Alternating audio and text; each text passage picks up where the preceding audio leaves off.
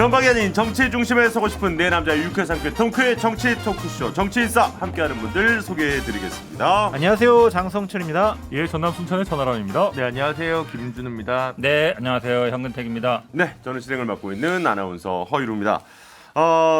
사법시험과 관련된 이야기로 오늘 마중물 토크를 좀 해볼까 합니다. 현 변호사님, 네, 뭐 이게 지금 갑자기 사실 노무현 전 대통령 때 사법시험이 없애겠다 이렇게 해가지고 추진이 돼서 지금은 네. 이제 로스쿨 제도가 어느 정도 자리를 잡았는데 그럼에도 불구하고 그러니까 좀 계단을 뛰어넘을 수 있는 사다리를 치워버린 거 아니냐라는 얘기는 늘 있어 왔거든요. 사법시험 여당에서 대선 공약으로 부활을 추진하는 겁니까? 뭐 공약까지는 모르겠는데 아마 이재명 후보는 이거를 뭐 전면적 부활은 아닌 것 같고요. 네. 왜냐하면 로스쿨 제도 자체를 없앨 수는 없는 건데 네네. 지금 이제 일본이 어떻게 돼 있냐면 예비 시험이라는 게 있습니다. 예비 그러니까 시험이요. 로스쿨을 나와야만이 지금은 변호사 시험을 볼 수 있는데 네. 로스쿨 안 나와도 예비 시험을 통과하면 변호사 시험 볼 수 있는. 쉽게 얘기하면 이제 로스쿨에 안 나와도 변시에 응시할 수 있는 기회를 주는 네네. 그런 방식인데 저도 개인적으로는 그 방식이 조금 더 낫지 않냐고 봐요. 물론 일본은 그러다 보니까 로스쿨이 약간 망했어요. 거의 망한 건 아닌데 진짜 많이 많았어요. 됐고 사실 예비 시험으로 합격하는 분이 한 7-80% 돼요. 훨씬 더 많군요. 그러다 보니까 이제 로스쿨이 약간 형해화되는 거 아니냐는 얘기는 있는데 네. 이게 상당히 굉장히 뜨거운 이슈예요, 사실은. 근데 저도 뭐 페이스북이나 이런 데 의견 물어보면 찬성 의견이 되게 많거든요. 그래요? 그 로스쿨. 그래서 대안으로 나왔던 게 이제 야간 로스쿨이었고 그게 네네네. 이제 방통대였는데 사실은 또 그렇게 야간에 직장 다니면서 하기는 쉽지 않은 거거든요. 문은 열려 있긴 하지만. 그러면 결국은 기회의 어떤 기회 제공 이런 면에서 네네. 저는 뭐 좀 검토해볼 필요 있다 개인적으로 보고 이게 아마 저는 뭐 이슈를 던졌기 때문에 논쟁이 될 수 있고 그다음에 이게 뭐 대선 국면이긴 하지만 이제 법조의 어떤 근간이잖아요. 기본 예. 근간이어서 많은 뭐 논쟁이 저는 필요한 사안이라 보고 있습니다. 아니 그 이재명 후보도 어쨌든 사법시험 일부 좀 부활을 했으면 좋겠다 뭐 이렇게 얘기를 했는데 나머지 일단 우리 여기 변호사가 세 분이 계시니까 어떤 의견들은 짧게 나머지 두 분 의견도 좀 듣고 싶거든요. 우린 나머지네. 우린 나머지. 교수님은 심지어 나머지도 아니에요. 예, 예. 변호사 아니셔가지고. 아니 교수님께 여쭤본 거 아니에요. 잠시만요. 무시해요? 예. 자, 일단 천변 어떻게 생각하세요? 저부터 저는 반대 입장이고요. 왜냐하면 그 혼자서 공부해서 법조인이 되는 시스템은 이제 전 세계에 거의 없습니다. 그러니까 저는 우리나라 법조인들이 굉장히 독선적인 이유 중에 하나가 그냥 예. 혼자서 공부 잘해가지고 시험 보고 바로 변호사 되고 판사 검사 되는 시스템에도 문제가 있다 보거든요. 저는 우리나라 로스쿨도 조금 더 토론이나 논쟁이 살아 있어서 좀 다양한 관점에 대해서 서로 생각할 수 있는 방향으로 교육이 나가야지 과거식으로 그냥 혼자 앉아서 공부해가지고 변호사 된다? 저는 좀 그거는 과거 회귀적이라고 생각합니다. 그래요.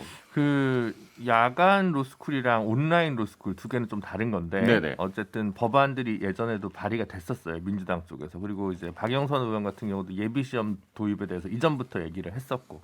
근데 이제 교육을 통한 양성이라는 새로운 기조에 맞춰서 맞지 않다라는 게 있는데 현실적인 불만은 뭐냐면 예를 들어 18살, 19살 때 수능 잘 본 것들이 왜 로스쿨 입시에 또 반영이 되느냐. 아니면 이제 그러니까 학교의 어떤 실질적인 상대 평가, 그러니까 뭐 어느 학교 나왔냐에 따라서 로스쿨 입시에 작동하니까 그거를 누적이라고 보는 누적 스탯에서 공정하다고 보는 사람들도 있을 거고 이거는 불공정하다고 보는 사람도 그렇죠. 있을 거고 제로 베이스가 아니라고 이제 그렇죠. 느끼는 거죠. 네. 그런 면에서 보면 로스쿨 입시의 투명성 확보가 핵심인 것 같다라는 생각을 아하. 저는 더 많이 하고요. 경제적 약자한테는 로스쿨 제도가 오히려 더 좋습니다. 등록금도 다 나오고. 그래서 그런 측면이 있기 때문에 오히려 굳이 얘기하면 로스쿨 입시에서의 일부 정시화, 예를 들어 학부를 아예 보지 않고 학부 성적도 아예 보지 않고 소위 그 법학 적성 시험만 보고 선발한다든지 그런 정도로 로스쿨 입시 제도를 개편하는 것만으로도 지금 갖고 있는 불만들을 좀 해소할 수 있을 거라고 생각하는데 그렇게 얘기하면 너무 자극적이지 않아서 이런 좀 자극적인 구호들을 채택하는 게 아닌가 싶습니다. 근데 저도 원격 수업을 하는 로스쿨이나 이런 부분들은 전 필요하다고 봐요. 예. 네. 근데 이제 혼자서 공부해서 예비 시험 통과해서 또 변호사 된다? 이건 좀 너무 과거 스타일이다. 이렇게 생각이 됩니다. 알겠습니다. 장 교수님 얘기 듣고 저는 마무리하죠. 찬성합니다. 사실 부활해야 된다는 생각 갖고 있고요. 예. 로스쿨과 병행을 했으면 좋겠다라는 병행을. 생각이 듭니다. 획일적인 폐쇄적인 형식으로 선발을 한다는 것 자체가 좀 다양한 사회에 있어서 좀 안 좋은 게 아닌가라는 생각도 들고 혼자 앉아 공부해가지고 판검사 되는 게 변호사 되는 게 맞냐라는 지적을 하셨는데 네. 혼자 앉아서 공부해가지고 입법고시나 행정고시 봐가지고 공무원 되는 시스템이거든요.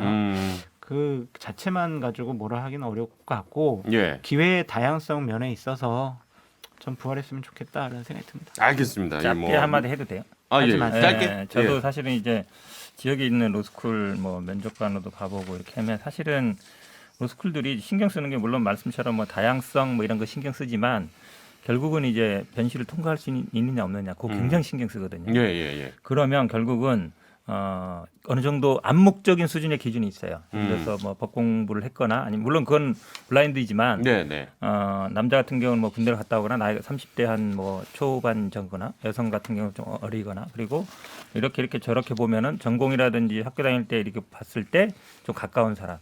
그 다음에 뭐 등록금에 얘기를 하지만 또 가능하면 뭐 좀 여유도 있는 사람을 암묵적으로 네. 그런 식으로 선정하게 돼 있거든요. 그래야만이 공부에 집중할 수 있고 또 통과를 높이기 때문에 형식적으로는 좀 뭐 다양성 얘기하고 뭐 좀 직장 생활 하던 분도 하지만 실질적으로 현실은 별로 안 그렇다. 제가 보기엔 좀 그런 면이 있습니다. 그러면 실제로 로스쿨에 들어가는 것 자체가 예전에 사법시험 뭐 1차 이렇게 붙는 약간 그런 거는 좀 비슷하다고 그러니까 느껴지는 개인적인 거네요. 것보다는 이제 뭐 나이라든지 아니면 네네. 집안이라든지 아니면 이런 것들이 실제로 영향을 좀 미쳐요. 왜냐하면 그래야만이 공부에 집중할 수 있거든요. 그게 이제 완전히 사실이 아니라고 할 수는 없고 그게 문제가 돼서 감사에 걸려가지고 어떤 학교는 제재도 받았어요. 아, 그렇군요. 그래서 이제 자기소개서에서 아빠 뭐 하시는 이것도 이제 다 못 쓰게 바뀌었고 네. 제도 개선이 쭉 됐었긴 합니다. 네. 알겠습니다. 뭐 이렇게 사실 가볍게 얘기하고 갈 주제였는데 아무래도 이제 변호사가 세 분이나 우리 팀에 계시니까 이야기가 조금 길어지긴 했습니다만 어쨌든 기회라든지 또 하나의 이제 그 고시라고 불렸던 것들이 본인의 노력을 통해서 무언가를 좀 역전할 수 있는 좀 그런 하나의 기회로 여겨졌었기 때문에 이 얘기를 오늘 한번 시작을 해봤고요. 잠시 광고 듣고 와서 오늘의 정치 이야기 이어가겠습니다. 지금 여러분께서는 유쾌한 정치 토크쇼 정치 인싸를 듣고 계십니다.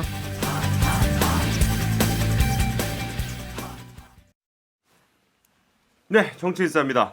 자, 국민의힘 대선 선대위가 출범을 했습니다. 이번 주 월요일에 드디어 출범을 했습니다.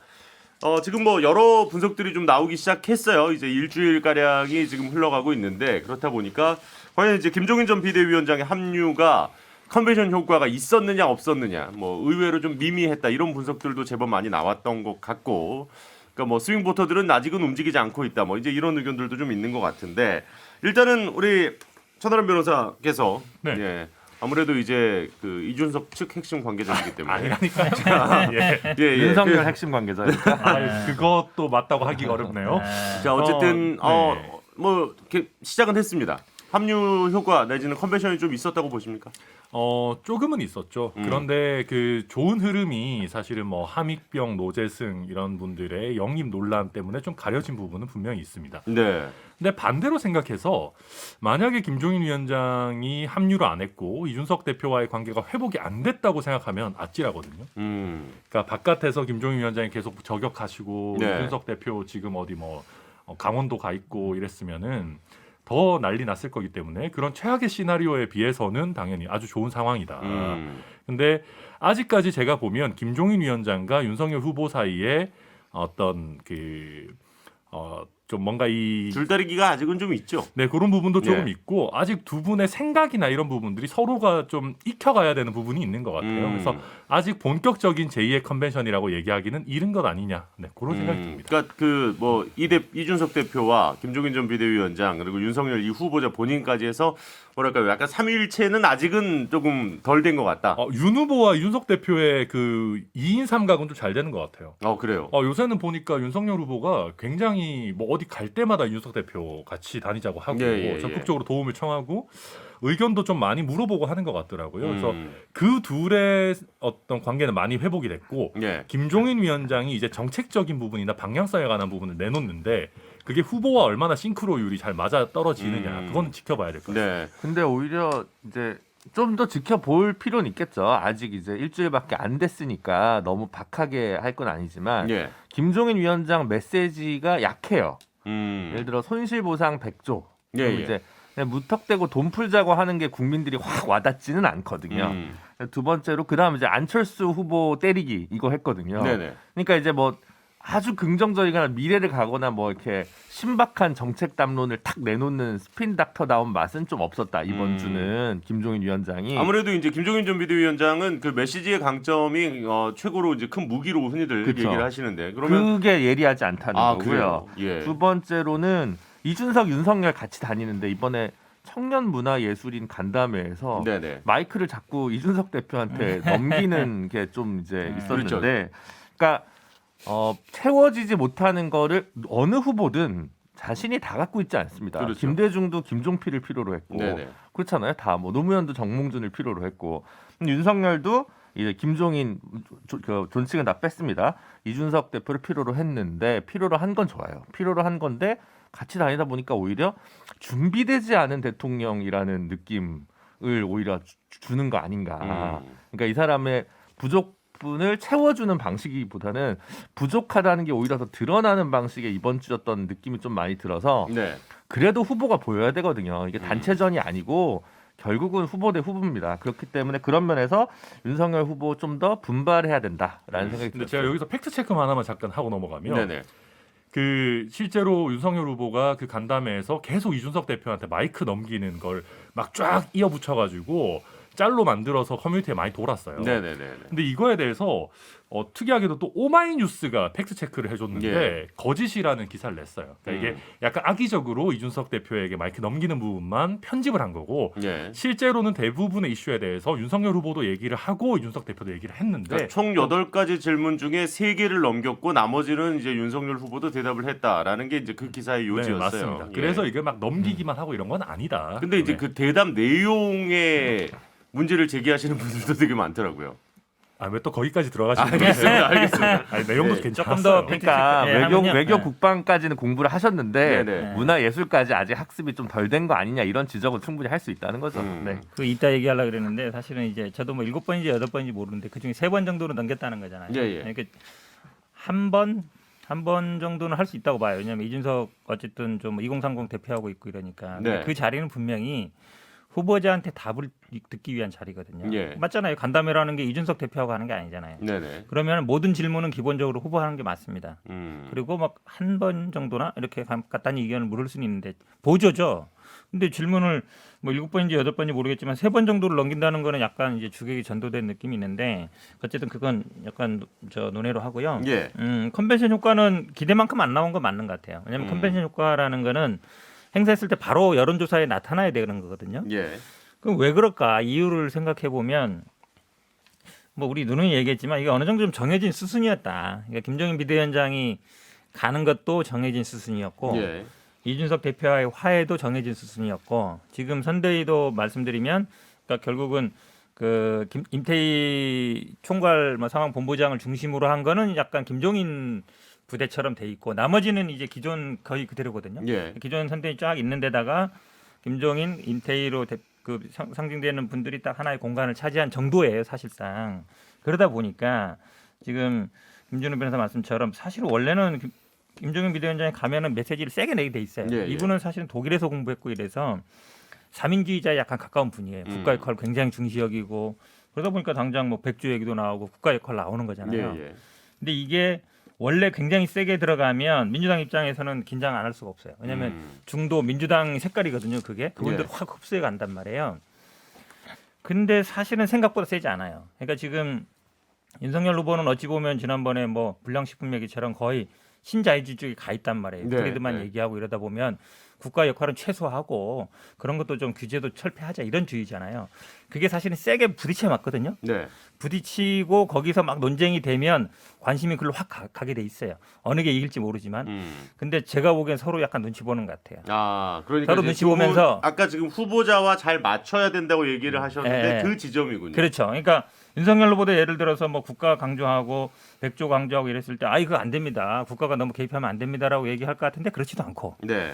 또 100조가 아니라 50조입니다라고 얘기할 때도 그럼 김종인 비대위원장이 아니다. 그건 뭔 소리냐. 더 해야지. 이렇게 세게 얘기 안 하고. 그러니까 두 분이 약간 제가 보기에 서로 약간 눈치 보면서 좀 내부 메시지 정리가 아직 완벽하게 되지 않고 그러기도 있다. 하고 완전히 철학의 차이를 드러내고 싶지 않은 이걸 너무 세게 강조했을 때는 또다시 이게 불협화음이 있을 게 아닌가. 요거를 약간 걱정하는 것 같아요. 네. 장 교수님은 이번 일주일 어떻게 보셨어요?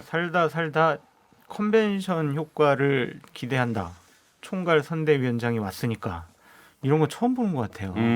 총괄 선대위원장 온다고 무슨 컨벤션 효과를 기대합니까? 예. 저거는 그냥 당의 중심과 구심점이 되는 것이다라고 말씀드리고요. 여론조사에 이제 개량적으로 보면 근데 좀 하락 추세는 좀 끄는 것 같아요. 그렇죠. 이제 어쨌든 극적인 네. 화해를 통해서. 네. 그래서 그게 좀 의미가 있었다라고 네네. 보여지고요. 김종인 위원장이 할 수 있는 역할은 이런 것들이죠. 선대위 첫날 이제 회의하고 할 때 단순하지만 선거에서 가장 중요한 두 가지를 얘기했어요. 네. 아무도 얘기하지 않았는데 첫 번째 오만하고 교만하지 말아라. 국민들 건방지고 교만한 모습 보이면 싫어한다.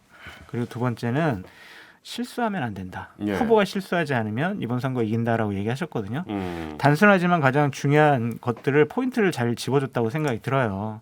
그래서 이런 역할을 하는 게 김종인 위원장의 주된 역할이다. 그래요. 말씀드립니다. 알겠습니다. 예. 어쨌든 지금 천안함 변호사도 얘기를 해주셨고 약간 하락세로 갈 뻔했던 국민의힘 선대위 입장에서는 어쨌든 그 흐름을 끊었다는 데는 분명히 의미가 있었던 지난주 그리고 이번 주였던 것 같습니다. 그렇다면 이제 지금 방금 말씀하셨던 실수와 관련된 이야기가 또 네. 인사와 관련된 문제가 발생을 했었죠. 아까도 얘기하셨습니다만 이제 노재승 씨와 관련된 결국 사퇴를 하긴 했습니다. 지난주에는 이제 또 민주당 선대 영입 인사에 대한 이야기도 우리가 좀 했었는데 뭐 짧게 얘기하죠. 이제 사퇴를 하셨으니까. 그런데 뭐 지금 뭐 김성태 그리고 함익병 그리고 노재승 씨까지 이어지는 지금 3번 정도의 영입 인사들에 대한 상당히 좀 설화가 많았죠. 어떻게 보시는지. 뭐 이거는 이제 사퇴를 하셨으니까 가볍게 정리를 좀 해도 될 것 아니 같습니다. 지난번에 방송할 때였나 우리 그 국민의힘 모 관계자 저랑도 잘 알고 네. 우리 장성철 교수님도 잘 아는 분이 이제 카톡을 그때 방송 중에 보냈어요. 그랬죠. 예, 김준호 변호사 깜짝 놀랄 정도의 멤버로 12월 6일 준비하고 있다. 네네. 근데 깜짝 놀라고 뭐 이렇게 선대위 구성이 아직까지 된 것 같진 않아요. 네네네. 그래서 그 와중에 이런 그 준비되지 않은 영입을 통해서 깜짝 또다시- 놀라시긴 하셨잖아요. 발언 내용을 듣고. 아 그렇죠. 그러네. 이런 거였어요. 그렇군요. 네, 김준우도 국힘 선대위에 깜짝 놀라. 그렇긴 한데 그래서 이거 아직 좀 잘 안 된 것 같다는 생각이 들고 야구에서도 위기 뒤에 위기를 끄고 그다음 기회잖아요. 그렇죠. 그래서 불을 껐는데 그 다음에 이제 기회가 올 줄 알았는데 그 다음 공격을 공수 교대했는데 날려버린 느낌. 지금 국힘이 그래서 끄는 건 맞는데 네네. 그래서 그 다음 인재 영입 그러면 이제 누구로 할 거냐 이제 근데 뭐 이따 얘기하겠지만 금태섭 의원이라든가 이런 이제 그 다음 멤버들이 어떻게 될 건지가 더 중요해진 것 같아요 국민의힘 입장에서는. 그 노재승 씨가 사퇴하는 과정은 조금 길었나요? 좀 더 빨리 정리를 했어야 된다고 보십니까? 네, 제가 봤을 때 좀 길었어요. 그러니까 일단 이게 SNS 글이었기 때문에 초반 검증이 부실했다라는 비판을 안 할 수가 없습니다. 예. 이게 뭐 사생활이 아니잖아요. 공개된 그렇죠. 글이었으니까. 그리고 이게 한두 개 나왔을 때 빨리 당 내부적으로 SNS 글을 최대한 빨리 모든 걸 다 보고 문제가 되겠다 안 되겠다라는 거를 빨리 판단을 해서 본인을 설득했었어야 되는데 그런 게 잘 안 됐고요. 또 한 가지는 이분을 뭐 정리하면 2030이 반발할 거다라고 하는데 그러지 않았어요. 그러니까 네. 2030 중에서도 오히려 2030 남성이 마치 어떤 특정 커뮤니티 회원이거나 아니면 극우적으로 보이는 거에 대해서 걱정하는 사람들도 굉장히 많았거든요. 그런 면에서 저는 국민의힘이 대응이 전체적으로 좀 느렸다 네. 생각이 됩니다. 잘못됐다. 너무 질질 끌었다. 빨리 늦었다고 정리해야 보시는 된다. 거예요? 그러니까 왜 영입을 왜 하겠어요? 네네. 후보에게 도움이 될 것 같아서 그렇죠. 영입을 한 거 아니에요? 근데 지난 4일 동안 보면은 계속 후보 어디 가면은 노재승 씨 어떻게 하실 겁니까? 이 얘기만 물어봤단 말이에요. 후보한테. 네네네네. 이건 후보한테 전혀 도움이 안 되는 일을 왜 음. 질질 끌었는지 이해가 되질 않는다. 일단은 이준석 대표는 본인이 이제 영입을 한 거는 아니라고 얘기를 했었고, 네. 근데 궁금한 게요. 사실 지금 천하람 변호사 얘기하신 것처럼 SNS 조금만 검색해 보면 다 나오잖아요. 근데 그리고 그게 이제 권성동 의원이 본인이 좀 영입을 했다라고 이제 보도가 나왔는데 네네네. 권성동 의원이 이게 뭐가 문제야? 과거에 사적으로 한 얘기가 왜 지금 문제냐? 이런 식으로 얘기를 했거든요. 그러니까 이 사무총장이 그런 얘기를 하니까 다른 분들이 좀 강하게 푸시를 못한 것 같다는 생각이 들지만 어쨌든 김종인 위원장이 이것도 정리하신 것 같아요. 네. 당에서 뭐 이전에 영입 인사 처리했던 거 예를 들어서 그렇게 처리할 것이다라고 얘기하신 거 보면 김종인 위원장께서 현명하게 잘 판단을 하셨고, 하여튼 이번 사태를 보니까 국민의힘도 민심을 읽는 안테나가 좀 고장 난 거 아니냐라는 생각이 듭니다. 맞아요. 메시지도 너무 꼬였어요. 결국은 제가 보기엔 이제 장성철 소장님, 저 교수님이 정확히 말씀하신 것 같은데 결국은 권선동 추천 정리는 나중에 김종인인 것 같아요. 대체적인 네네네. 여론이. 그러면 이제 우리가 뭐 윤핵관이 사라졌느니 뭐 이 얘기 했을 때 그렇죠. 사라졌느냐 이 얘기를 안 할 수가 없는 거죠. 왜냐하면 네네네. 김종인 비대위원장이 뭐 정권을 갖고 모든 거에 대해서 이 결정을 했으면 좀 더 결정이 빨랐을 거예요. 왜냐하면 여론에 되게 민감한 분이거든요. 그렇죠, 그렇죠. 근데 권성동 사무총장은 계속 뭐라 그랬냐면 아니 뭐 정식으로 되기 전에 사적인 얘기할 때고 젊은이한테 뭐 기회를 줘야 되고 우리가 뭐 한마디로 얘기하면 계속 끌고 안고 갈 수 있다고는 메시지로 얘기했거든요. 네네네. 본인이 완전히 다른 거죠. 그렇게 그래서 본다 이거를- 그러면 지금 김종인 비대위원장이나 임태희 실장이 물론 실장이 죄송합니다. 이제 뭐였죠? 무슨 위원장이실 거예요. 총괄 상황본부장이죠. 네. 총괄 본부장. 상황본부장으로서 역할을 한 건데 아직 무게 중심이 제가 보기에는 윤핵관 쪽에 있는 게 아닌가. 왜냐하면 시간이 오래 갔거든요. 생각보다. 네. 그래서 저는 오히려 윤핵관이 무능하다는 걸 노출하려고 김종인 위원장이 뒤늦게 등판한 거 아니냐. 더 큰 그림, 더 큰 그림. 그런 음모론까지 생각할 정도로 너무 시간을 끌었다. 아니 지금 말씀해 주신 대로 이준석 대표도 그 얘기를 또 한 번 했어요. 그러니까 마치 이 대상포진 같다. 그러니까 바이러스는 이미 있는 건데 이 면역력이 떨어지면 다시 올라오는 거고, 그리고 면역력이 좋을 때는 잠시 이제 보이지 않는 마치 대상포진 같다. 뭐 이렇게까지 얘기를 했었고, 또 문제가 되면 그때는 이제 자꾸 털 자라는 것처럼 레이저 제모를 하겠다 이렇게까지 얘기를 했는데, 윤핵관 문제, 그러니까 윤석열 측 핵심 관계자 뭐 어떤 분을 지칭하는지, 그러니까 개인은 아니라고 이준석 대표도 얘기를 했었습니다. 어떻게 보십니까? 이게 쉽게 정리가 근데 되기가 어려운 거 아닙니까? 그러니까 이게 개인들이죠. 여러 사람들인데. 네네. 그러니까 이준석 대표가 처음 든 비유에서도 털을 제모했다라고 했잖아요. 그러니까 털은 새로 자라는 거지 네. 않겠습니까? 그러니까 항상 이게 문제가 있는 거죠.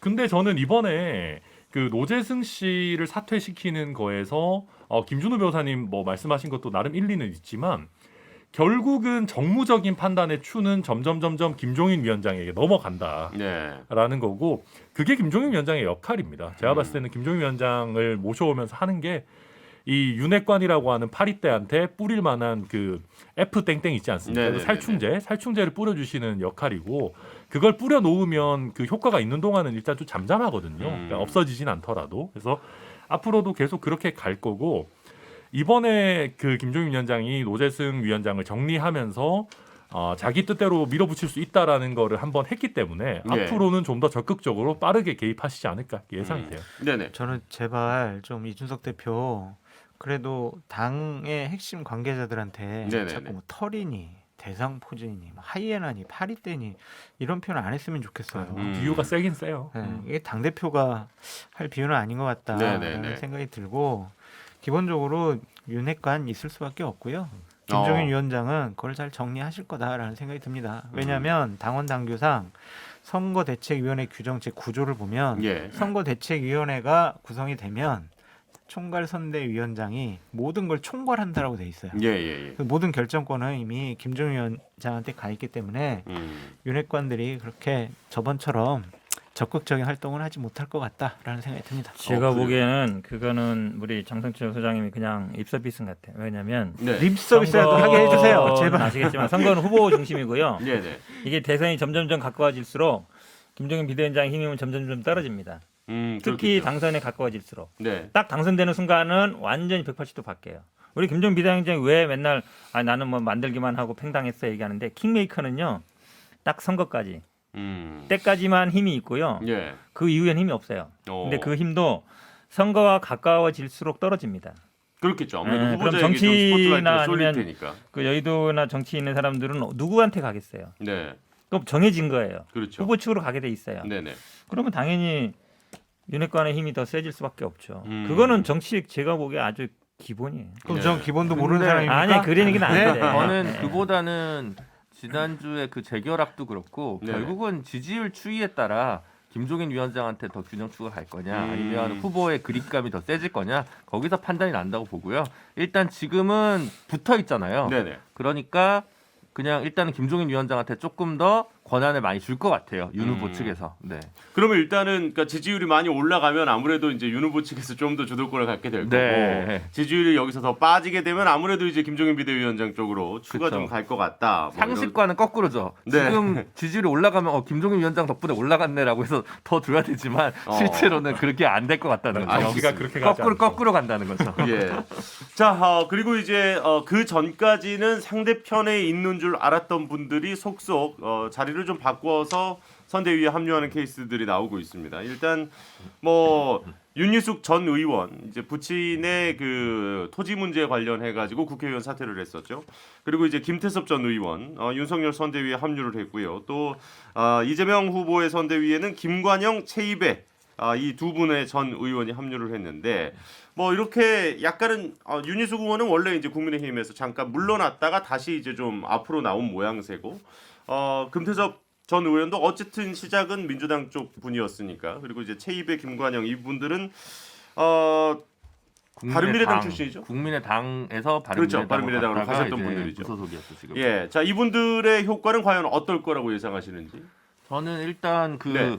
이 김관영, 최이배 이쪽 그룹을 저는 사실 그 전부터 좀 유익 있게 봤거든요. 그래요? 예, 근데 그러니까 제3지대에 있는 게 뭐 예를 들어 김동연 그 다음에 이제 이분들이라고 저는 봤는데 왜냐하면 안철수, 심상정 의원을 제3지대 전통적인 의미에서 제3지대라고 하긴 좀 어렵기 때문에 네네네. 그런 의미에서 근데 민주당 입장에서는 좀 아쉬울 것 같아요. 왜냐하면 김관영, 최이배 의원이 김성식 의원이랑 같이 이 공공정책 전략연구소라는 걸 만들어서 네네. 대선 아젠다 그 K 2022라고 해서 한 몇백 페이지짜리 정책 자료집을 여름에 발표했었어요. 그래요. 예. 그러니까 이분들이 진짜 정책동으로서 이번 대선에 개입하고 싶어 하는 거구나. 그리고 되게 좀 여러 가지 흥미로운 이야기들도 많이 포함되어 있기 때문에. 네네. 근데 어쨌든 김관영 의원은 호남이 지역구였고 군산. 네. 그다음에 최이배 의원도 원래 그 뭐 부모님 세대에서는 아마 호남 쪽일 거예요. 근데 이제 김성식 의원은 쭉 그 국민의힘 계열 쪽에 계시던 분이란 말이죠. 그래서 김성식 의원까지 같이 3인이 연구소를 만들었는데 둘만 넘어갔다는 거죠. 아하. 그러니까 좀 아쉬울 거라는 거죠. 김성식 네. 의원이 같이 넘어갔으면 훨씬 이게 더 의미. 갖는 그래도 어. 좀 의미가 있었을 텐데 아마 공은 들였을 텐데 김성식 의원 입장에서는 그동안에 살아온 역정이 있으니까 조금 쉽지 않았던 것으로 보여지긴 합니다. 네. 네. 그러면 이제 반대쪽으로 이제 윤희숙 전 의원과 금태섭 전 의원의 합류가 국민의힘 쪽에 그러니까 민주당 지지표를 일단은 가져오는 게 이렇게 이분들의 가장 중요한 롤 아니겠습니까? 근데 뭐 이분들이 왔다고 해서 지지표가 당장 뭐 저희한테 엄청 오겠습니까? 근데 이제 이분들이 새로운 아젠다도 던지고 좀 더 중도지향적인 정책들도 내놓고 해야지 이제 현실적인 의미가 있는 거고요. 예. 사실 윤희숙 의원 같은 경우는 원래 저희 사람이니까. 그렇죠. 그리고 이제 저격수 스나이퍼 역할로 지금 들어오신 거죠. 그러니까 이제 저격수 중에서는 그래도 상급입니다. 네네. 그러니까 왜냐하면 다른 저격수들은 그냥 뭐 도덕적인 거, 예, 뭐 예. 말실수 이런 거 이제 공격하고 하는데 그래도 윤희숙 의원은 경제학적 베이스가 있다 보니까 네네. 좀 디테일하게 공약이나 뭐 정책 이런 부분들을 저격할 수 있어서 뭐 이런 상급 저격수의 합류는 저희로서는 반가운 일이고요. 그다음에 금태섭 의원 같은 경우는 여기가 또 중요한 게 김종인 위원장과 커뮤니케이션이 아주 잘 됩니다. 그래서 전략을 설정해 나가고 좀 중도층에 어필하는 거에서 좀 중요한 역할을 할 것 같고 김관영, 최이배 아까 말씀하신 제가 똑같은 얘기 하려고 그랬어요. 사실 거기 세 분의 핵심은 김성식 전 의원이거든요. 네네네. 그래서 약간 파괴력이 좀 떨어졌다라는 분석은 역시 정치 덕후 김성식 의원의 판단이 정확한 것 같습니다. 네. 네. 아니 이제 민주당에서 지금 현재 그 진중권 교수, 진중권 씨의 그 이야기에 지금 우리 현근택 변호사님이 상당히 이제 좀 대응을 지금 하면서 싸우고 계시는데 이 윤희숙 전 의원에 대해서는 약간 그런 카드를 좀 준비해둔 게 있습니까? 진중권 작가에 대해서는 이제 제가 굳이 해야 되나 이런 생각하고 있고요. 하지 말라는 주변의 의견도 많고. 그렇다고 하기에는 급이 더 없다. 아니 제가 진중권 작가를 이렇게 뭐 봤는데 정말 한번 건들기만 해봐라 약간 그런 도끼 품은 듯한 느낌이어서 네네. 제가 굳이 뭐 그럴 필요 없다고 보는데 근데 윤희숙 같은 경우 말씀처럼 이제 경제학 공부 오래 하셨고 예. 뭐 K대에 오래 있었기 때문에 정책적인 건 있는데 저는 근데 이 사퇴하고 복귀하는 건 뭐 원래 그쪽에 계셨던 분이고 네. 근데 사퇴 이유가 결국 부동산 문제였잖아요. 그렇죠. 그러니까 그렇게 본다 그러면 그거를 일단 극복해야 되는 문제가 있는 것 같고 예를 들어 그걸 뭐 팔았다든지 나오는 것 같고요. 메시지에 좀 힘이 좀 그렇죠. 들어갈 것 줄어드는 같다. 거죠. 아. 금태섭 의원은 사실은 뭐 민주당에 했습니다만 안철수 쪽에서 왔던 분이거든요. 예. 다 가고 혼자 남았다가 이제 지금은 간 건데 저는 아마 검찰의 영향이 가장 컸을 것이다. 지금 이제 윤석열 후보 측에 검찰 쪽 출신들이 많잖아요. 네네. 본인도 공수처에 기권했던 게 결국은 검찰로서의 어떤 그 정체성이 더 강한 거 아닌가 싶기 들고 저도 아마 김성식 의원이 왔으면 굉장히 좋은 메시지가 됐을 것 같은데 그거에 대한 아쉬움은 있습니다. 네. 그래요. 좋습니다. 일단은 아직까지는 이제 여기 새로 이제 좀 자리를 바꿨거나 다시 오신 분들이 활약이 막 두드러지는 않는 것 같은데 장 교수님 얘기 짧게 듣고 이제 이 다음 주제로 넘어가 볼까요? 저는 오로지 의미가 있는 분은 금태섭 의원 같아요. 왜냐하면 다른 분들은 뭔 얘기를 하더라도 언론에서 그렇게 좀 받아주지 않는데 네네네. 금태섭 전 의원이 뭐 페북을 올린다든지 뭘 발표를 하면 언론에서 상당히 비중 있게 좀 다뤄주더라고요. 그래서 스피커로서 상당히 역할을 할 것 같다라는 네. 생각이 들고 한 진영에서 다른 진영으로 넘어왔단 말이에요. 그래서 이분이 공격을 하고 평가하는 게 그쪽 진영에서는 되게 아플 수가 있어요. 그래서 저는 다른 분들이야 뭐 그렇게 큰 의미가 있겠느냐. 금태섭 의원이 가장 큰 의미가 있다. 근데 원래 이제 금태섭 의원이 의원 할 때 예. 검찰총장 후보 윤석열 청문회에서 네네.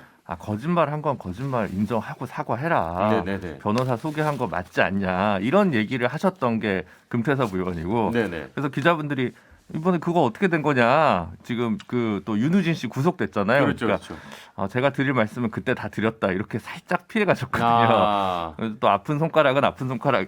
아니 본인에게 금태섭 본인에게. 그래서 저는 좀 뭔가 되게 어쨌든 자기 컨텐츠가 있고 매력적인 정치인이잖아요. 금태섭 네네. 의원이. 근데 글쎄요, 이제 민주당에서 시작했다가 국민의힘 계열로 넘어가서 잘된 케이스는 저는 잘 못 봤어요. 근데 이제 국민의힘 계열에 있다가 조경태 의원. 조경태 의원 네 있습니다. 민주당으로 넘어오신 분은 김부겸 총리라든가 뭐 이렇게 또 있잖아요. 네네. 그러니까 비주류라고 해도 분명히 금태섭 의원이 민주당 쪽에 남았으면 본인에게 좀 더 다른 기회가 열렸을 텐데 국민의힘 쪽으로 갔다는 건 글쎄 포지션상 넥스트 오세훈이나 원희룡은 저희 금기어인가요?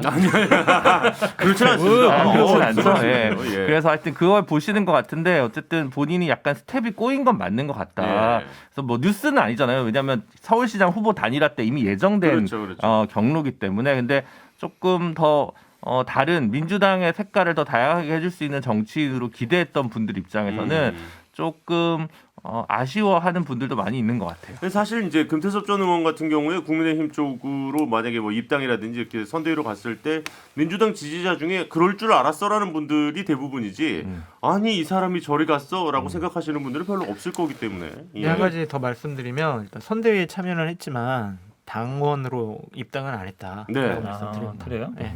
그건 좀 그렇다 그런 거 할 거면 그냥 가지 왜 반만 간 거예요?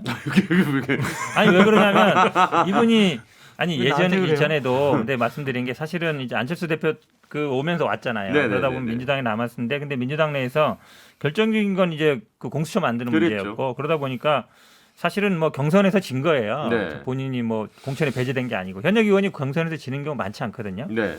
그러다 보니까 간 건데 근데 뭐 지금 말씀처럼 이분이 물론 언론이 관심은 있는데 저는 그래도 결국은 검찰당 선택한 거 아닌가 그렇게 봐요. 그 알겠습니다. 정체성이 훨씬 강한 사람이에요. 근데 그게 그렇게 비판할 일은 아닌 것 같고요. 그러니까 민주당이 뭐 우리 조금박해라고 하지 않습니까? 예.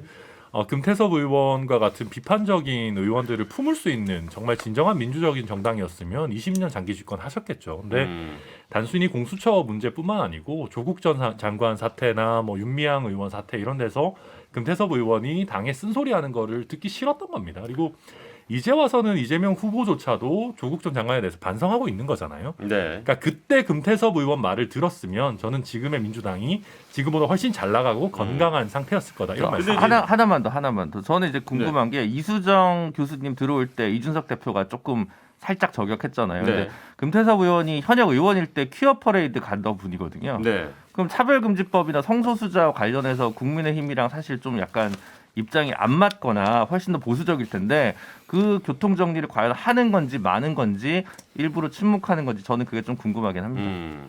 알겠습니다. 뭐 그 조금 밖에 뭐 얘기하셔갖고 근데 지금 조응천 의원은 거의 뭐 민주당 캠프에서도 지금 활동을 이제 하시는 중요한 핵심 역할을. 야, 그러니까요. 예. 레드팀 같은 거 하시는 거죠. 네. 아니 근데 어쨌든 금태섭 전 의원이 과연 어떤 이제 향후에 행보를 보일지도 좀 관심 있게 지켜봐야 될 것 같기는 합니다. 예. 메타버스 얘기와 이제 이재명 후보 축과 관련해서는 그 커뮤니티 얘기 정도까지 좀 해볼 수 있을 것 같은데요. 이 뭐 주말 뭐 계속 지금 버스 타고 전국 순회하면서 뭐 사람들 만나고 있던데 TK 지역 뭐 또 돌았습니다. 효과가 좀 있다고 보십니까? 뭐 있다고 보고 있습니다. 왜냐하면 지역에 갔다 왔을 때 효과라는 게 결국은 지지율이잖아요. 그렇죠. 그 지역의 지지율이 나타나야 되는데 여론조사 뭐 다 본 건 아닙니다만 갔다 온 지역에서는 좀 긍정 효과를 보고 있고. 그럼 방문 지역에서의 지지율 변동이 좀 긍정적으로 나타나고 있다고 분석을 그렇죠. 하고 계세요? 예, 지지율도 나타나고 있고 저는 이제 또 이 뭐 카카오나 네이버 트렌드를 좀 보는 편인데 네네네. 거기도 지역별로 분석이 가능하거든요. 예. 그러면 갔던 지역은 조금 그 관심도가 올라가는 카카오 트렌드 같은 경우는 검색량이 늘어나는 검색량이 늘어나는 검색량이 늘어난다는 건 관심이 보인다는 얘기고 예, 예. 관심을 보인다는 거는 지지율에 영향을 미친다는 거거든요. 음. 물론 당연히 거기에는 긍정적인 반응이 더 좋은 거죠. 예. 근데 메타버스 가서 뭐 부정적인 여론이 늘어나거나 그럴 건 별로 없어요. 약간 지지율 영향이 있다고 보고 저도 이 팸코에 가끔 가서 이제 눈팅도 하고 보는데요. 네. 보니까 FM 코리아 지금 얘기하시는 그렇죠. 겁니다. 이게 예. 보니까 이제 논란이 굉장히 됐더라고요. 글을 네네. 썼는데 삭제를 지우고 했죠. 그 다음에 이제 강퇴시킨 예, 건데 이제 자기 홍보하지 말아라 뭐 이런 게 아마 운영 규정이 있었던 것 같은데 저는 근데 그 기준이 조금 애매한 것 같아요. 왜냐하면 물론 이제 자기가 자기 소개하고 있었다는 건데 그럼 한마디로 얘기하면 정치인 자체가 진입하지 말아라 하면 가장 좋은데 그건 아니거든요. 네. 그러면 정치인이 다른 사람을 비판하거나 그런 건 해도 되는데 자기 홍보는 하지 말라는 거면 그것도 좀 이상하잖아요. 왜냐하면 그럼 남 비판만 하라는 얘기니까. 그냥 그래서 싫어서 강퇴한 거 아니에요? 꼭 그런 건 아닌 것 같아요. 자체 그 규정이 있대요. 예, 예. 그래서 자기 홍보성 길은 쓰지 말라는 그 건데. 게시판 전문은 우리 장성철 교수님이 한번 얘기해 보세요. 어떻게 된 건지 규정이나 이런 게. 저는 거기 탈퇴해가지고요.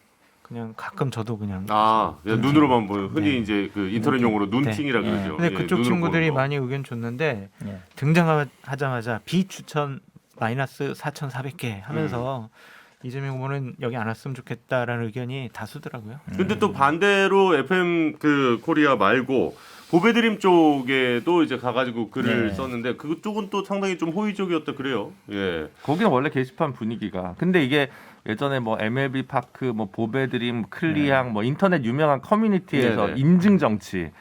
저는 이것도 살짝 4, 5년 전 감성 같은데 그래서 이제 큰 의미는 없다. 예전에 그게 좀 신선했거든요. 네네네. 그리고 원래 인증의 핵심은 그게 아니라 지금 캠프에서 누가 후보님 여기가 지금 힙하됩니다. 뜨겁습니다. 예. 이게 아니고 원래 내가 여기서 쭉 눈팅만 하고 글은 잘 안 썼는데 사실 나 여기 멤버였다. 이러면 저는 좀 약간의 감흥이 있는데 그렇죠. 이거는 그냥 인사 돌기식이어가지고 그렇게 캠프에서도 인증 정치에 너무 이렇게 관심 갖지 마시라. 네. 철진한 상품이다. 저는 그렇게 얘기 드리고 싶어요. 저도 김준일 변호사님이랑 오늘 이심전심인데 네. 바꿔드려요? 아니요 그보다 그러니까 저도 다음번 대선에서 커뮤니티 인증하고 싶으신 분은 차라리 지금부터 커뮤니티 활동을 몰래 하시는 게 맞다. 그렇게 해서 나중에 내가 사실은 그렇지 가입일 뭐 해가지고 한 7년 뭐 이렇게 그렇죠. 딱 돼 있는 아이디다. 글도 몇 개 사실. 쓰고. 네, 거기 레벨도 그 체계도 있거든요. 네. 내가 레벨도 높고 실제로 내가 여기 활동했었다 이러면 감동이 있는데 갑자기 와서 뭐 내가 누군데 나 좀 지지해줘 이러면 뭔가 싶은 거죠. 네. 그리고 펜코 같은 경우에 거기 운영진이 예를 들면 뭐 민주당에 반감이 있거나 이런 건 전혀 아닙니다. 네. 거기 이용자들이 약간 친야 성향인 거는 맞지만 그건 전혀 아니라는 거 말씀드리고 저도 그 임남국 의원이 거기 비추천 지금 역대 최고 기록 갖고 있는데 네. 그걸 깰 거냐를 봤는데 아마 깨지는 못하고 삭제됐나? 저도 정확히는 모르겠고요. 예.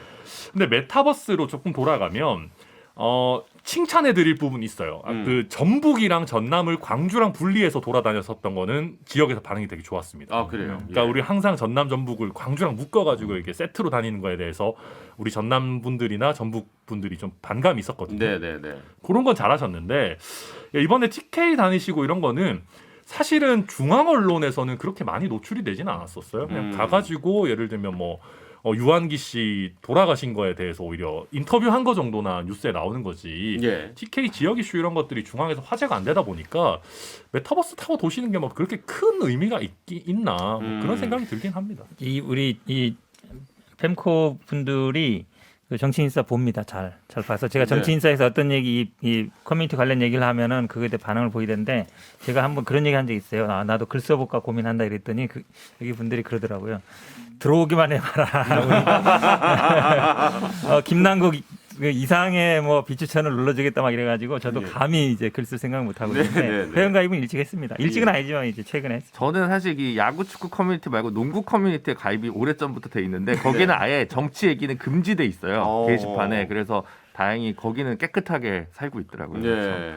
윤석열 후보도 지금 지역 돌고 있는 거죠? 그 강릉 가셔서 강원의 외손자 뽑아달라 뭐 이런 얘기 또 하셨더라고요. 네, 강릉은 뭐 정치 시작하기 전부터도 많이 가시고 네네. 그래가지고 아마 이 정치인이라는 게 가가지고 연고를 말씀하시는 게 뭐 어쩔 수 없는 일인 것 같아요. 그러니까 이재명 후보께서도 가면 뭐 항상 네네. 어디 가면은 뭐 어디에 사위가 왔습니다. 뭐 이제 또 안동 하는데. 가시면은 또 이제 뭐 고향이라고 네, 얘기하시고. 안동은 실제 고향이시니까요. 예. 그래서 뭐 저는 근데 이게 그런 부분들이 결국은 지역 특화 공약을 좀 주목받지 못하도록 하죠. 그러니까 우리나라 사회가 사실 지역 균형 발전이 굉장히 중요한데 그렇죠. 그런 얘기를 해야 되는데 내가 어디의 아들이다, 어디의 사위다 이게 사실 뭐 그렇게 중요한가? 오늘 또 윤 후보 그런 생각도 저격하는 거예요? 저격이 아니고 아, 그러니까 용감한 그러니까 정치인이야. 외손자는 너무했다?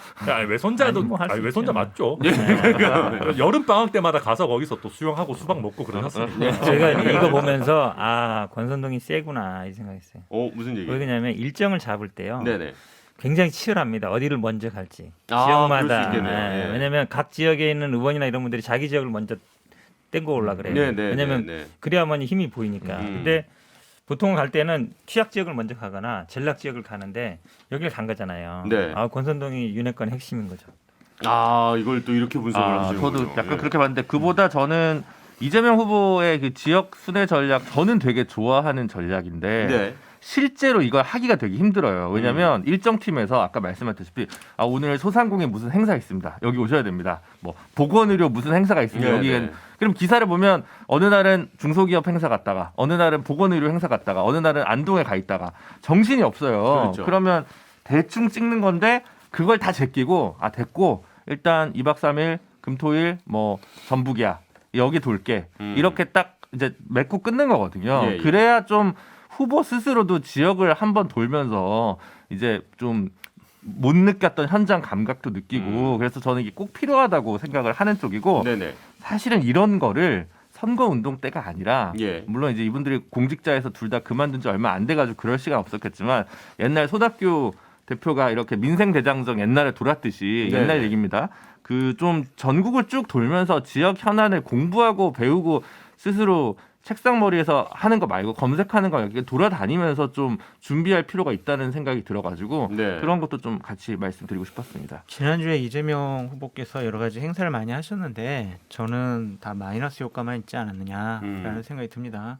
하나는 이제 교회를 뭐 10년간 다녔다. 나도 주님 잘 모시고 있다라고 네. 했는데 해당 교회 목사님께서 10년 동안 안 나와줘 재적 상태다. 네네네네. 이런 식으로 얘기를 하셨거든요. 이게 또 거짓말 논란이 불거졌고 예.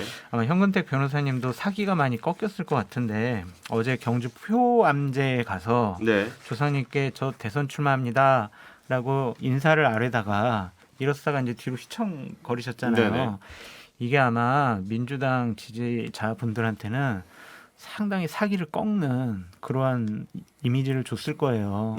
일어나다가 이제 휘청한 그 장면이요. 네, 왜냐면은 야 이게 그러니까 이런 거예요. 그러니까 어떤 전쟁을 하러 나갈 때 네. 깃발이 딱 부러지면은 야 이거 불길하다 그러한 이제 생각들이 있는데 조상님들께서 좀 노하신 거 아니냐 막 그러한 언론의 분석도 있는 것이고 아니 그런 언론의 분석이 있어요? 이런 보도가 있단 말이에요. 아, 찾아보고 그거 있나. 같은데. 야, 언론사에서 아, 조상이 분노하셨다는 분석을 조상의 하는 분노 언론이 찾아볼게요. 있다고요? 그래가지고 그 이따가 끝나고 그 언론사 좀 알려주세요. 야 모기는 야 대단하네. 그래서 민주당 분들 특히 현근택 변호사님 같은 분들이 어. 기가 많이 깎이지 않았을까 격려해드리고 싶다. 제가 보니까 지금 조회해 보니까요. 신혜식 그 유튜브에 보니까 거기 아니에요. 그게 있네. 보니까. 이게 언론이라 하시는 건 잘 모르겠는데 아이. 아니 뉴스 검색에는 안 보이고 그 네네. 유튜브에는 보이시네요. 다 나와요. 예. 네. 제가 보기엔 근데 물론 이거 조금 민감한 문제긴 하지만 주님을 모시는 거하고 네. 그 교회에 가는 거하고 꼭 연관성이 있어요? 조심하셔야 됩니다. 저는 또 왜냐면 청천의 아니 요한님처럼 될수 물론 있어요. 뭐 반감이 있을 수도 봐요. 근데 예를 들어 주님을 모신다 그러면 자기가 혼자 기도해도 되는 거예요. 네. 그렇지 않은가요? 저도 만약에 뭐 근데 개신교 같은 경우에는 교회를 꼭 나와야 된다라고. 아니 그럼 만약 얘기하지 그 교회 안 가고 만약 다른 교회 가면 예. 안 모시는 거냐고요. 그래서 저는 만약에 기독교의 정체성, 뭐 불교로서의 정체성이 특정 어떤 교회에 가고 안 가고 문제는 관계 없다라고 봐요. 본인의 어떤 신념과 아니면 자기의 어려울 때 어떻게 하는가이기 때문에 제가 아는 분들은 그냥 조용히 그냥 교회에 가서 기도하시는 분들도 있고 그런 분들도 있거든요. 그래서 그 교회에 꼭 뭐 특정 교회에 등록돼야만이 교인이다 아니다 이렇게 판단하는 아니 건 아니라고. 이거를 왜 문제 삼냐면은 이재명 후보께서 이 표현을 쓰셨어요. 분당의 한 교회에서 주님을 모시고 있다라고 했단 말이에요. 네네. 교회를 나가고 있다. 거기서 내가 예배 드리면서 그 일요일 그 안식일을 지키면서 내가 모시고 있다라고 한 건데 이거를 그냥 주님 모시고 있다라는 툭 잘라가지고 안 나가도 된다. 일단은 아무래도 이제 그 기독교계, 뭐 특히 이제 개신교계 뭐 이런 쪽이 또 표심에 상당히 또 영향이 있기 때문에 신경을 안 쓸 수는 없지 않았나 그렇긴 한데. 그래서 거짓말을 하면 안 되죠. 것처럼, 네. 그래서 일단 이재명 후보 측에서는 그 얘기를 했네요. 그러니까 비정기적으로 출석을 했다, 뭐 이런 식으로 얘기를 했다고. 그럼 처음부터 하는데. 그렇게 얘기를 해야죠. 예. 제가 분당의 한 교회에서 제적은 당했지만 비정기적으로 주님을 모시고 있습니다. 라고 교회 얘기했어야죠. 가시는 건 알겠지만 제가 나한테 손가락질했어요. 등록했다는 거는 가르쳐 주는데요. 제적했다는 건 안 가르쳐 줘요. 제적을 했다는 왜냐하면 걸 안 가르쳐준다. 등록이라는 기준이 잘 모르겠습니다. 저는 교회 자체의 등록 기준이 뭔지도 잘 모르겠는데 등록하는 게 있어요. 등록을 가면 알아요. 처음 가서 했어요. 그다음에 가면 저 헌금 내고 이러면 이제 유지하는 것인데 그거를 또 뭐 자주 안 나왔다고 해서 뭐 제적했다 그러고 그런 거를 또 얘기하고 그런 것도 저는 좀 이해하기 좀 이게 어려워요. 거짓말 논란이죠. 그냥 이게. 뭐 저는 이제 카톨릭인데 세례자 네. 요한인데 이제 네. 보통 전문용어로 냉담자라고 하죠. 잘 안 가고. 예, 냉담자. 네, 그 저도 뭐 한 2달 정도 한 번 정도 가는데 그냥 그런 것도 솔직하게 얘기하면 좋을 것 같아요. 제가 요즘 좀 냉담 상태인데 신앙생활 다시 열심히 하겠습니다. 이런 정도로 해야 될 텐데 뭐 이렇게 너무 이건 그렇게 과열될 쟁점은 아닌 것 같아요. 그러면. 그래요. 예, 뭐 사실 거짓말 또 논란 종교 때문에 얘기가 그렇다니까요. 또 너무 깊게 들어가면 불편한 분들이 있으시니까 네. 예, 슬슬 오늘 방송은 여기서 마무리를 해도 될 것 같습니다. 예, 자, 네 분 또 오늘도 함께해 주셔서 감사드리고요. 우리 또 다음 주 토요일 날 만나도록 하겠습니다. 자, 변방이 아닌 정치 중심에서 보고 싶은 내 남자의 정치 토크쇼 정치인싸 여기서 인사드리겠습니다. 고맙습니다. 감사합니다. 감사합니다.